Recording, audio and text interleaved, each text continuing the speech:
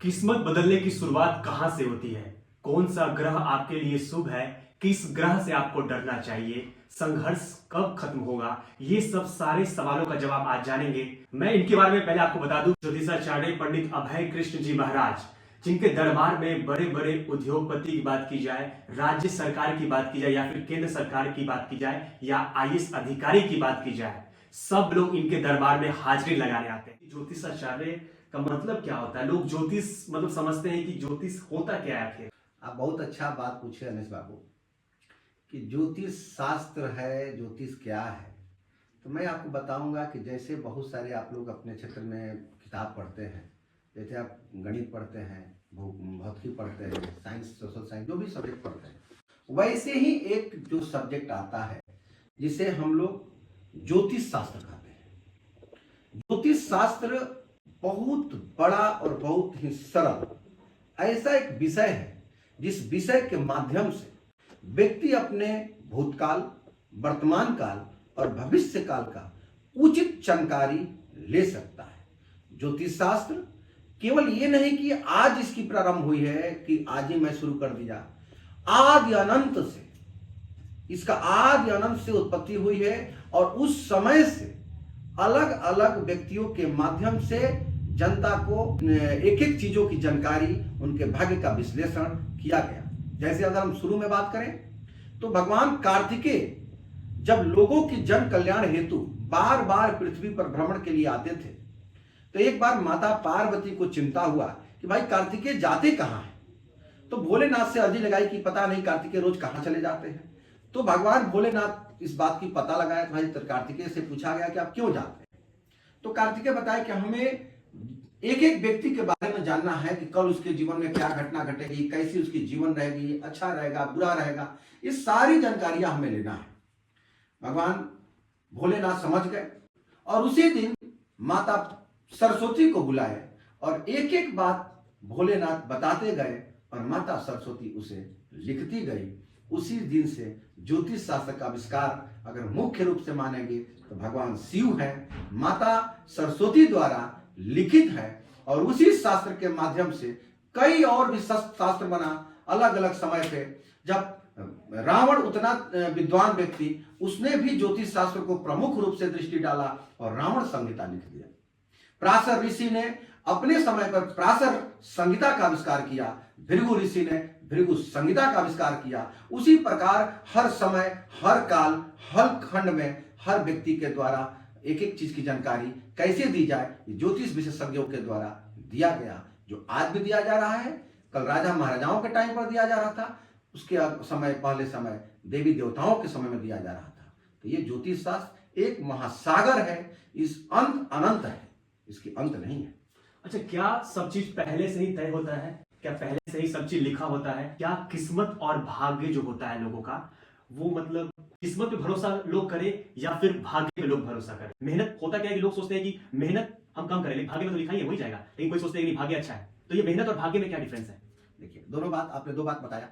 पहला प्रश्न किया कि क्या व्यक्ति के जीवन में पहले से ये सब चीज निर्धारित रहता है या नहीं रहता है। दूसरा प्रश्न था आपका कि किस्मत भाग्य, तो दोनों देखिए सब पहलू है। फिर मेहनत आपने जोड़ा कि मेहनत यानी कर्म और भाग्य, ये दोनों पहलू एक है या अलग अलग है। ये बहुत अच्छा क्वेश्चन आप पूछ रहे हैं, आपके श्रोता को जानना भी चाहिए।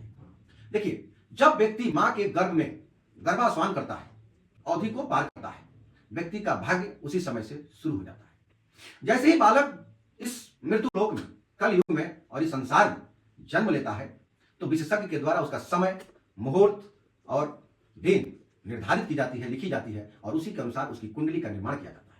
और वही चीज उसके जीवन में घटनाएं घटते चली जाती है जो उसके कुंडली में पहले से निर्धारित किया जाता है। अगर ज्योतिष शास्त्र में पहले से निर्धारित नहीं होता तो रामचंद्र जी आए कल, रामचंद्र जी करेंगे क्या, ये उनके जन्म से पहले वाल्मीकि रामायण में पहले से निर्धारित कर दिया गया कि भगवान राम राजा दशरथ के घर में इतना समय में जन्म लेंगे और वो ये लीला करेंगे, उनके इस समय में बन जाएंगे, इस समय में शिवरी से मिलेंगे, इस समय में निषाद राजपूत से मिलेंगे, इस समय में सुग्रीव से मिलेंगे, इस समय में ये राक्षस को मारेंगे, इस समय रावण वध करेंगे, सीता हरण होगा। पहले से निर्धारित था, पहले से। उसके बाद आप आइए राजतंत्र में, तो पहले से महाराणा प्रताप के जीवन में निर्धारित था कि महाराणा प्रताप एक सूरवीर योद्धा होंगे और उनके जीवन में ऐसी घटना घटेगी। बाजीराव पेशवा के जीवन में पहले से निर्धारित था कि 39 ईयर यानी अराउंड 40 ईयर ही उसकी एज। उसी प्रकार हर व्यक्ति के, बाबर के भाग्य में था कि भाई वो एक राजा बनेगा, अकबर के भाग्य में पहले से निर्धारित था कि भाई पूरा बहुत बड़ा सम्राट बनेगा। सिकंदर के भाग्य में पहले से निर्धारित था। तो हर व्यक्ति के जीवन में भाग्य पहले से निर्धारित रहता है। अब भाग्य के अनुसार व्यक्ति को कर्म भी करना पड़ता है। अगर मान लीजिए आप ही को कहते हैं कि आपकी कुंडली में लिखा गया कि आप बहुत अच्छा पत्रकार बनेंगे, बहुत अच्छा आप एक उद्घोषक बनेंगे, बहुत अच्छा एक आप अभिनेता बनेंगे, तो पहले से तो निर्धारित है। अब आप उस डायरेक्शन में कर्म करेंगे तो भाग्य आपका सहयोग देगा, और डायरेक्शन अगर आप बदल देंगे तो भाग्य आपका साथ नहीं देगा। मान लीजिए आपके भाग्य में लिखा कि आपको अभिनेता बनना है, तब आपको अभिनेता के ही दृष्टि में, अभिनेता के ही क्षेत्र में आपको धीरे धीरे धीरे धीरे बूंद बूंद से तालाब भरिए, यानी कर्म करते रहिए, तो कम मेहनत में सफलता मिल जाएगी। और अभिनेता छोड़कर अभिनेता बनने में आ जाएगा तो ट्रैक तो बदल दिए, तो उसमें आपको मेहनत ज्यादा करना पड़ता है। अब आप मेहनत से सफलता पाएंगे, भाग्य आपका सहयोग नहीं देगा। तो जाहिर सी बात है कि कर्म से भाग्य निर्धारित होता है और भाग्य से कर्म निर्धारित होता है। ये हस्तरेखा शास्त्र आखिर क्या होता है? अच्छा, ये ज्योतिष में क्या क्या मतलब आप पढ़ते हैं, ये लोगों को बता पाते हैं? ये हाथ पढ़ के बता पाते हैं, एक मास्तिक भी पढ़ा जाता है, क्या चीज पढ़ते हैं तो पता चल पाता है कि उनका भविष्य आगे क्या हो सकता है? देखिए, ज्योतिष शास्त्र मैंने पहले ही बोला कि समुद्र है, इसका अंत नहीं। अब ये कुंडली आई, बहुत सारे ऐसे व्यक्ति हैं जिनके जन्म के समय पर अगर उनका सही समय, सही दिन, सही नाम, सही पहचान नहीं दिया जाए तो कुंडली का तो आविष्कार नहीं हो सकता है। वो तो तभी आविष्कार होगा, उसका निर्माण होगा जब उसकी पूरी जानकारी दी जाएगी। तो वैसे बहुत सारे प्राणी हैं जिनके पास सही उनको समय नहीं पता है, उनका दिन नहीं पता है, साल पता नहीं है, तो उनका भाग्य का विश्लेषण कैसे होगा? तो ये अब हथेली जो होती है, जिसे पामिष्ट कहते हैं, हस्तरेखा, ये भी एक शास्त्र है। अब हस्तरेखा जो होती है व्यक्ति का वर्तमान काल और भविष्य काल बता सकता है, भूतकाल नहीं बताता है, वर्तमान बताएगा और भविष्य काल बताएगा। तो हस्तरेखा के माध्यम से व्यक्ति को भविष्यवाणी की जाती है। वैसे भी कुछ व्यक्ति है जिनको किसी दुर्घटना के कारण हथेली कट गई है, क्षतिग्रस्त हो चुकी है, तो उस कंडीशन में व्यक्ति को मानसिक यानी माथे के लकीर को पढ़ के व्यक्ति का विश्लेषण किया जाता है। उसके बाद भी अगर व्यक्ति को हथेली भी, माथा का भी जो लकीरें है या मस्तिष्क रेखा भी जो है सही नहीं दिख रही है, किसी कारण क्षतिग्रस्त हो चुकी है, तो उस स्थिति में व्यक्ति का और भी कई व्यवस्था है जिसके माध्यम से उनके पैरों में भी रेखाएं होती है, या नाम से उनको एक आधारित मानते हुए भी उनकी विश्लेषण की जाएगी, जो कि पूरे भाग्य पर उनका सही और सटीक साबित होगा। बहुत बड़ी बात कह रहे हैं, पैर की भी बात इन्होंने की, तो कितने अच्छे तरीके से ये समझाने की कोशिश कर रहे हैं कि आपके जीवन में जो भी चीजें हैं, बाधाएं हैं, किस तरीके से आप सही कर सकते हैं। उसको आपसे लोगों की जिंदगी से जुड़ी हुई सवाल है। आखिर मतलब छात्रों से मैं पहले बात करता हूँ कि आखिर उनकी मतलब छात्र ये कहते हैं मैं बहुत मेहनत करता हूँ, बहुत मेहनत कर रहा हूँ कि मतलब आगे मेरी नौकरी लगेगी नहीं लगेगी, तो ये असमंजस में छात्र रहते हैं, सोचते हैं कि जो आपसे मिला जाए, आपके दरबार में हाजिरी लगाया जाए, तो उन छात्रों के लिए क्या कुछ कहना चाहेंगे आप? देखिए, कोई छात्र हो, उसको मैं बार बार कह रहा हूं, कर्म तो करना ही पड़ेगा। हम उस अगर मेरे पास भी आएंगे तो मैं उन्हें केवल ये बता दूंगा कि बेटा आपको किस दिशा में कर्म करना है। अगर मान लीजिए आपको दिल्ली जाना है और आप पूरब की दिशा में चलना शुरू कर दिए हैं, तो क्या दिल्ली पहुंचेंगे आप मेरे पास आएंगे, हम बोले सुनिए आपको दिल्ली जाना है ना, आपका मुख को मैं घुमा के पश्चिम दिशा में कर देंगे, अब आप चलना शुरू करेंगे तो दिल्ली पहुंच जाएंगे। उसी प्रकार कोई भी स्टूडेंट मेरे पास आते हैं तो मैं उनके विचार को जानता हूं और फिर उनके मैं कुंडली को देखता हूं, उनके हस्तरेखा को देखता हूं, मैं देखता हूं कि विचार उल्टा है और ग्रह उल्टा अलग दिशा में है, तो मैं उनको समझाने की कोशिश करता हूं बेटा आप जो कर्म कर रहे हो वो गलत दिशा में कर रहे हो। आपके कर्म में अगर फिल्म में जाना है तो नहीं भाग्य में है, तो आप फिल्म में जाने में दिक्कत होगी। आप एक काम करो, आप ऐसा कर्म करो, अब जैसे ही मेरे बात को मान के या किसी भी कामर्सकर्ता के बात को मान के उस दिशा में काम कर दोगे, सफलता मिल जाती है। इसमें कोई चमत्कार नहीं है, इसमें कोई दैविक शक्ति नहीं है कि हमारे पास आइएगा तो दैविक शक्ति देकर आपको मैं नौकरी दिला दूंगा, नहीं। ये मैं कर्म आपको जो कर रहे हैं मैं दिशा का परिवर्तित कर दूंगा, भाग्य से दिशा को जोड़ दूंगा। कौन सा ग्रह आपको गरीब से अमीर बना सकता है? क्या कोई ग्रह इसमें बाधा डालता है या फिर कोई फॉर्मूला भी है आपके पास इसका? देखिए, इसका कोई फॉर्मूला नहीं होता है, और ग्रह को मैं कहूं कि बाधा डालता है तो हर व्यक्ति का ग्रह अलग अलग होता है। किसी का सूर्य कमजोर है, किसी का बुध ठीक है, तो किसी का शनि है, तो किसी का, तो अलग अलग ग्रह अलग अलग व्यक्ति के भाग्य से चलता है। ये नहीं कहा जा सकता किसी एक ग्रह व्यक्ति को परेशान कर सकता है। हो सकता है किसी में कोई ग्रह परेशान करता है, किसी में कोई ग्रह लाभ देता है, तो व्यक्ति के कुंडली और उनके भाग्य के ऊपर ही निर्धारित होता है। अच्छा, एक एस्ट्रोटॉक की बात की जाए तो एस्ट्रोटॉक कहता है कि डेट ऑफ बर्थ बस बता दीजिए, आपका पूरा भविष्य ही बता देंगे। तो क्या किसी को डेट ऑफ बर्थ किसी को मालूम नहीं है अपना, या फिर प्लेस ऑफ बर्थ किसी को पता नहीं है, या फिर समय भी पता नहीं कि कब जन्म लिया, तो उसके लिए कैसे आप ज्योतिष अपने हिसाब से उसको उनको बताते हैं कि आपका भविष्य आने वाला क्या हो सकता है? जहाँ पे डेट ऑफ बर्थ जिनको नहीं पता है तो हथेली से बताई जाएगी। हस्तरेखा, जिनके पास हस्त नहीं है उनके पास पैर की बात है, पैर की रेखा है, मस्तिष्क रेखा है, कई है। और पैर नहीं है फिर तो फिर का क्या हो? अब उस तो इतना तो कोई व्यक्ति ऐसा भी दुर्भाग्य नहीं किया है कि उसका हर तरह से क्षतिग्रस्त हो जाएगा। अरे पैर क्षतिग्रस्त हो गया तो हस्त रेखा है, हस्त क्षतिग्रस्त हो गया तो मस्तिष्क रेखा है, और वो भी क्षतिग्रस्त हो गया तो उसके जीवन में क्या बदलाव किया जाएगा? उसका जीवन ऐसे ही अंधकार में हो गया। अच्छा, अगर शादी की बात की जाए तो लोग कहते हैं कि मनचाहा जो हम मन से चाह रहे हैं, जिनको वो पसंद करते हैं, तो वो चाहते हैं कि जो मेरी मनपसंद से शादी हो, लेकिन ऐसा हो नहीं पाता है, तो उसके लिए क्या फॉर्मूला देते हैं आप? देखिए, मैं एक ही बात आपको बता देता हूँ कि किसी के चाहने से कुछ नहीं होता है, मैं बार बार कह रहा हूं कि कोई व्यक्ति चाह ले कि मैं ये कर देता हूं, तो चाहने से तो कुछ नहीं, और चाहने का कोई पाबंदी भी नहीं, आप चाहते रहिए। हाँ, आपको उस दिशा में परिश्रम करते रहना है। अगर मान लीजिए आप चाहते हैं कि हमको कोई बढ़िया लड़की है, उससे मेरा विवाह हो, तो अब उस लड़की से मिलने जुलने, उनके पिताजी माताजी सबको खुश करना, राजी करना, ये कर्म तो उसमें वो भी कर्म ही है। उस बीच की जो दूरी है वो कर्म से निर्धारित होती है। और आपके भाग्य फिर देखा जाएगा कि हो सकता है कि आपके विवाह प्रेम विवाह है, या आपके अरेंज मैरिज है, या लव मैरिज है, या आपको दोनों विवाह नहीं है, या किसी को, बहुत सारे आपको ऐसे व्यक्ति मिले होंगे जिनका कि एक विवाह सफल नहीं होता है, फिर सेकंड विवाह मैरिज होता है। तो ये सब कुंडली के माध्यम से पहले से निर्धारित रहता है कि आपके भाग्य में कितने विवाह, आपके भाग्य में विवाह सफल होगा कि नहीं होगा, पत्नी कैसी मिलेगी, पत्नी के साथ आपका दाम्पत्य जीवन कैसा रहेगा, ये तो पहले से निर्धारित रहता है। तो मन चाहने से नहीं होता है, उस बीच में भी कर्मयोगी बनना पड़ेगा। और अगर स्त्री सही है, दोनों का मन मिल रहा है, तो उधर कर्म करोगे तो सफलता मिल जाएगा। और शादी होती है तो मतलब लड़की का कुंडली देखा जाता है, तो कभी कभी कुंडली भी मैच नहीं करता है, तो उसका क्या कुछ फॉर्मूला देते हैं? बहुत है। वैवाहिक जीवन के समय में व्यक्ति को 2-4 बिंदु पर विशेष फोकस की जाती है। एक, सबसे पहला हम लोग उसका गण देखते हैं, एक नक्षत्र देखते हैं, एक उसका राशि देखा जाता है कि कौन राशि में है। ग्रह की भी स्थिति देखी जाती है कि कहीं मांगलिक तो नहीं है, लड़का मांगलिक है या नहीं है, क्योंकि मांगलिक में भी बहुत सारा होता है कि लड़की मांगलिक, लड़का मांगलिक नहीं है, तो विवाह सफल नहीं होता है। वो समय मृत्यु का कारण बन सकता है, समय तनाव, तलाक, कई तरह के मामला बनती है। मांगलिक में भी कई तरह का मांगलिक होता है, कोई चंद्र मांगलिक होता है, कोई अर्ध मांगलिक होता है, कोई लग्न मांगलिक होता है, कोई पूर्ण मांगलिक होता है। मांगलिक अलग अलग तरीका के होते हैं। अब अगर लड़का थोड़ा मांगलिक हो, मान लीजिए चंद्र मांगलिक हो, लड़की अगर पूर्ण मांगलिक है, तो उस स्थिति में भी उपचार है, मंगल का पूजा वगैरह आदि करके विवाह किया जा सकता है। लेकिन अगर लड़का मांगलिक है या लड़की मांगलिक एकदम नहीं है, तब तो विवाह सफल नहीं होगा। इसीलिए विवाह के समय लड़का लड़की दोनों का गणना मिलाया जाता है, इसको गणना कहते हैं कि गणना कितना बन रहा है, और गणना बनने के बाद दोनों का गण क्या है, क्योंकि गण एक नहीं होना चाहिए, एक का राक्षस हो, एक का देवता यानी देव हो, दोनों का देव होगा तो बड़ा गड़बड़ होगा। उसके बाद एक, अगर बहुत सारे लोग नाड़ी दोष मानते हैं, बहुत सारे लोग नाड़ी दोष नहीं मानते हैं, तो हम लोग नाड़ी दोष भी देखते हैं कि नाड़ी एक नहीं हो रही है, तो वो भी विवाह नहीं किया जाता। अगर इस तरीका से विवाह होती है तो विवाह सफल होती है। और सफल होने के बाद कभी कभी होता है वैवाहिक जीवन में कष्ट भी हो जाता है, अगर मतलब सब चीज सही भी रहे उसके बाद भी होता है, तो उसके लिए भी अलग फॉर्मूला आपका होता है। चलिए, तो वो अलग है। तो मैं अब ये बात करूंगा कि गीता में एक चीज लिखा गया है कि पशु को कष्ट देना अधर्म है, पशु को कष्ट देना अधर्म है। तो क्या देखिए, आजकल जो लोग हैं पशु को कष्ट देते हैं, मांस खाते हैं लोग, तो क्या मतलब, एक और सवाल मैं इसी में इंक्लूड करूंगा कि अगर आप काली घाट मंदिर की बात की जाए कोलकाता की, या फिर आसाम का मंदिर की बात कर लीजिए, कामाख्या मंदिर की, तो वहां पे भी बलि प्रथा है। तो क्या मतलब वो भी तो एक मतलब गीता के माध्यम से बताया गया है कि वो अधर्म है, तो क्या वो चीज सही है क्या? अगर मेरे से पूछिएगा तो मैं आप ही के चैनल में नहीं, ऐसा सैकड़ों चैनल में बोल चुका हूं कि आप अगर किसी को जीवन दे नहीं सकते हैं तो जीवन लेने के अधिकारी नहीं है।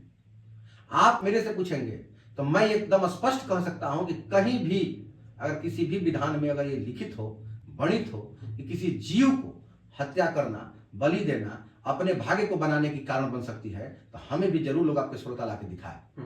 बलि अगर देना की प्रथा थी तो बलि कुंभड़ी की दी जाती थी, बलि एक कद्दू था उसका दिया जाता था, भतवा होता था उसका दिया जाता था, दही और उड़द का दिया जाता था। बलि देने का प्रथा यही था। अरे अगर आपको इतना बलि देने की शौक है तो आप अपने बेटा को बलि क्यों नहीं देते?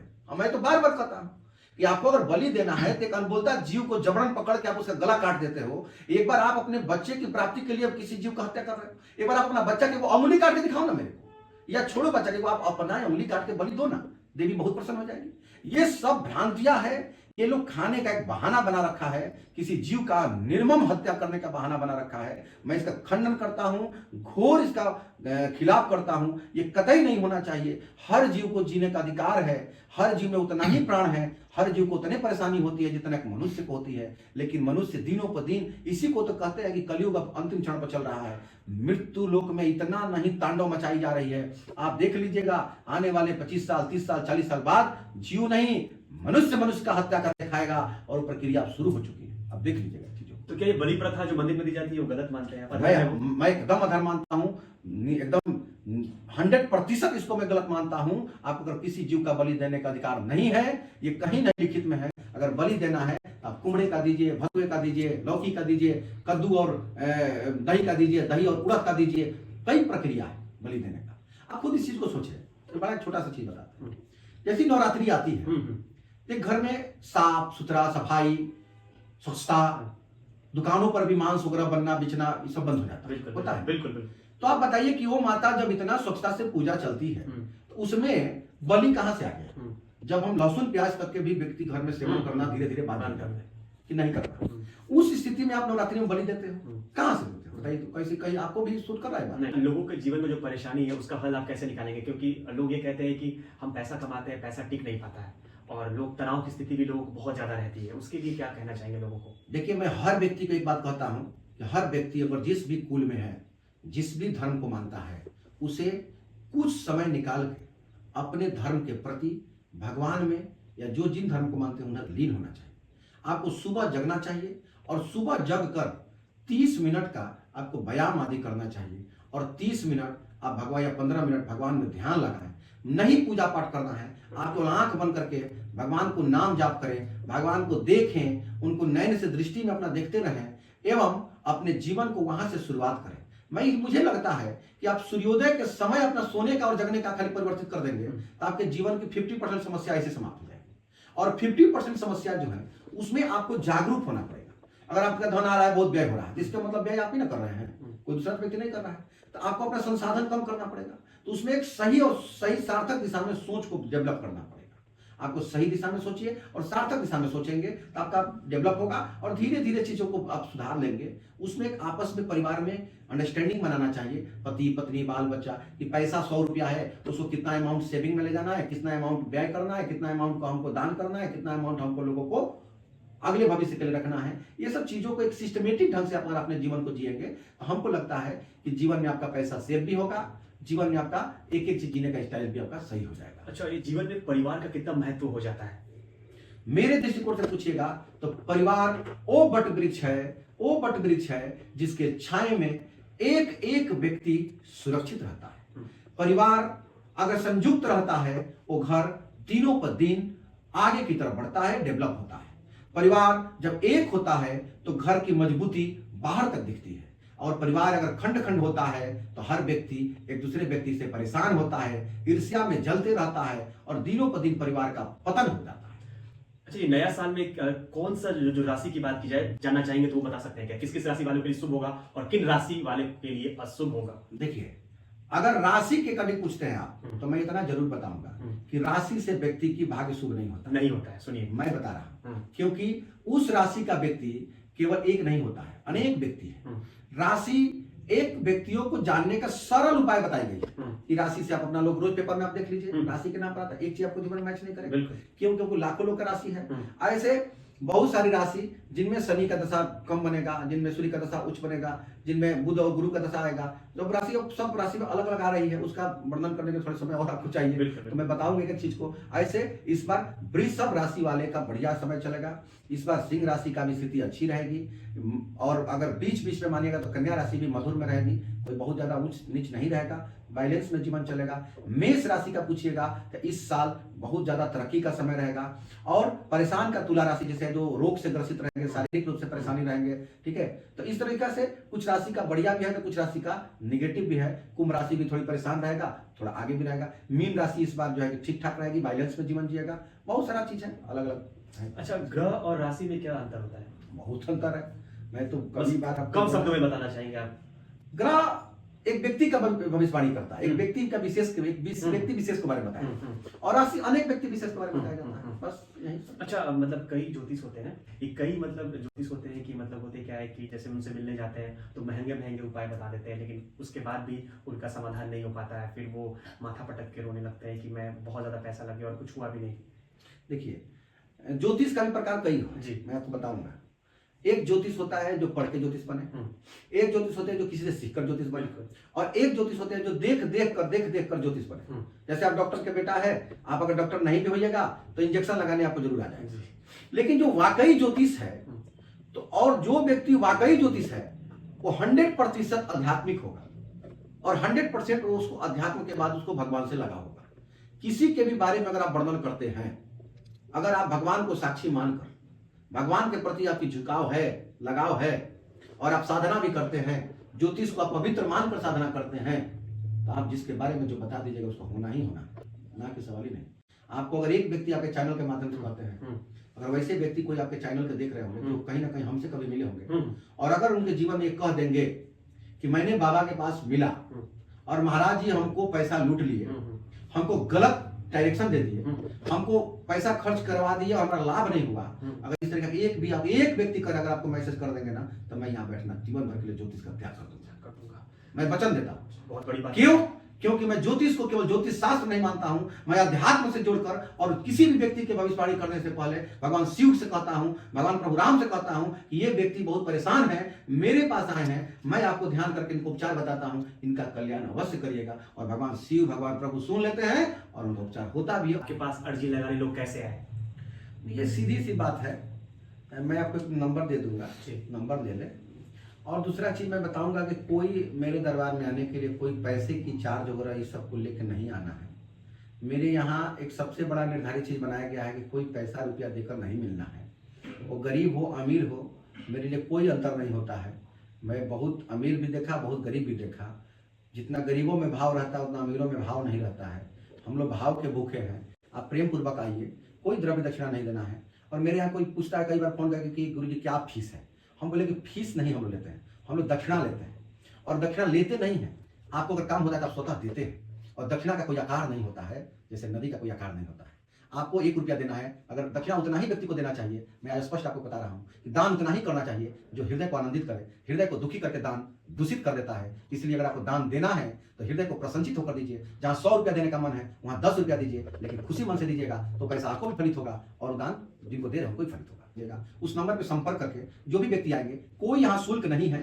यहाँ मेरे द्वारा कई सहयोगी कार्यक्रम चलाई जाती है। अनाथ बच्चों का कुछ हेल्प किया जाता है, कुछ वृद्ध व्यक्तियों के लिए हेल्प किया जाता है, कुछ लावारिस गाय जहाँ पे कहीं डैमेज हो गई, गाड़ी वगैरह से एक्सीडेंट हो गई, वैसे जीव जंतु की रक्षा के लिए हम अभियान चलाते हैं। कुछ दवाई का और ठंड में व्यवस्था कराते हैं, अभी कंबल वगैरह की व्यवस्था कराते हैं। तो ये हम लोग नौकरी तो नहीं कर रहे हैं, कोई बहुत बड़ी उद्योगपति का बेटा नहीं है, उद्योगपति नहीं है कि भाई मेरे पास ये सब राशि करने के लिए। ये आपके द्वारा बूंद बूंद आता है तो मैं उसे एक सागर बना देता हूँ। आपका 100 रुपया हम एक दिन लाख रुपया बना देता हूँ। आप धीरे जो भी हमको दान दक्षिणा में देते हैं उससे मैं एक एक पैसा जुटाकर किसी को सहयोग करता हूं, किसी को मदद करता हूं। और मदद भी करता हूं तो मदद का श्रेय अपने माथे पर नहीं लेता हूं, अपने तमाम लोगों तमाम शिष्यों के नाते सबको बुलाता भी हूं भाई जिसको समय आप खुद आके दान करिए। ये एक अच्छी चीज है। जियो और जीने दो की भाव रखना चाहिए। अगर भगवान आपको 10 रुपया की क्षमता दिए हैं तो व्यक्ति को स्वयं खाइए और 2 व्यक्ति को कम से कम खिलाइए, यही नियम है। और लोगों को जितना हो सके लोगों के साथ साथ में जीव जंतु से भी प्रेम करिए, क्योंकि हर एक जीव इस पृथ्वी के पर्यावरण, पृथ्वी के समय चक्र, पृथ्वी का विधि व्यवस्था, पृथ्वी के एक एक चीज को समानांतर और विधि व्यवस्था को सही ढंग से रखने में सहयोगी बनता है। आज कई जीव जंतु प्रजाति खत्म होती जा रही है। लेकिन एक चीज जरूर कहूंगा कि आप इतना जरूर रखिए कि अगर आप 100 रुपया के आदमी हैं तो आप 1 रुपया जरूर दान कर सकते हैं। और दान किसी ब्राह्मण को नहीं देना है।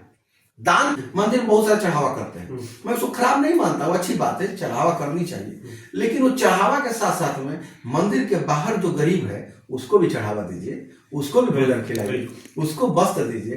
क्योंकि जब गरीब कोई चीज को पाता है ना तो उसका आशीर्वाद यहाँ से स्वतः निकलता है, देता नहीं है, यहाँ से निकलता है।